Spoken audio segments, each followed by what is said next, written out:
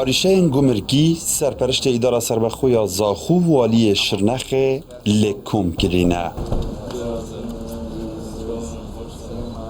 Ew binyazin ku bi vê rekê peywendiyên dualiyên bazirganî û geştyarî û li vîna derwazeyan zêdetir bikin.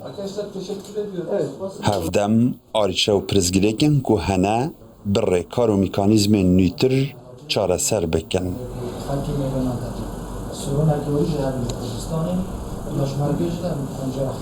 Lewra bû vê meremê serpereştê îdara serbexweya Zaxû li parêzgeha Şirnexê ye. Ev seredana seredayana gireng bû me ku me seredana parêzgeha Şirnexê kir û gel berez Kak Osman waliyê Şirnexê daniştin. Hetmen ew keş û gireftên ku taybetî li Gumrka İbrahim Xelîl û Xabûr heyn ekşon mijara bû êt kombûnê de hatîne behezkirin û ku biryar hate dan bizîtirîn wexet bêhête çareserkirinê dê xelkê me mirtahî û bi şêweyekê baştir hato çûyê bikedin. Rayedarên parêzgeha Şirnexê jî cext li girîngiya Herêma Kurdistanê û derwazeyên wê bû Tirkiye dikin û dûpad jî dikin ku li paş vê seredanê ew dê bi germî hêne serxet û arîşeyên heyî çareser kin û li vîna Gumrkî jî baştir lêkin. Biz buna hazırız. Hiçbir sorun yok.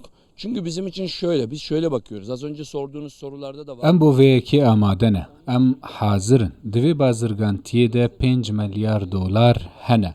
Her welatiyekê ku ji Bakurê Iraqê tê vê derê rastem xizmeta wan dikin, lê ew jî pareyên xwe li vê derê dimezêxin. Lê em bi vî awayî temaşeyê vêyekê dikin. Her welatiyekê ji Bakurê Iraqê tê, ew ne welatiye, belku ew birayên me ne û nizîkên me ne. Herhangi bir Kürt vatandaşı diye bakmıyoruz. Onlar bizim kardeşimiz ve soydaşımız.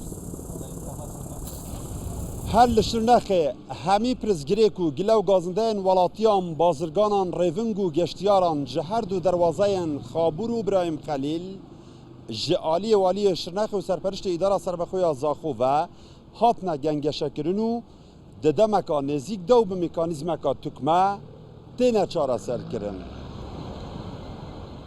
Derwazeya navdewletî İbrahim Xelîl girîngiyek amezin û berçav bû bizava bazirganî û abûra Tirkiye û Herêma Kurdistanê û Iraqê heye û rojane bi hizaran trombêl bû meremên bazirganî û rêving û geştyarî hatino çûnê pêda dikin û qebarê alûgora bazirganiya wê ya salane di gel dewleta Tirkiye jî nêzik 15 milyar dolarên Emerîkî ye. İslam Yusuf, Kurdistan 24, Şirnex.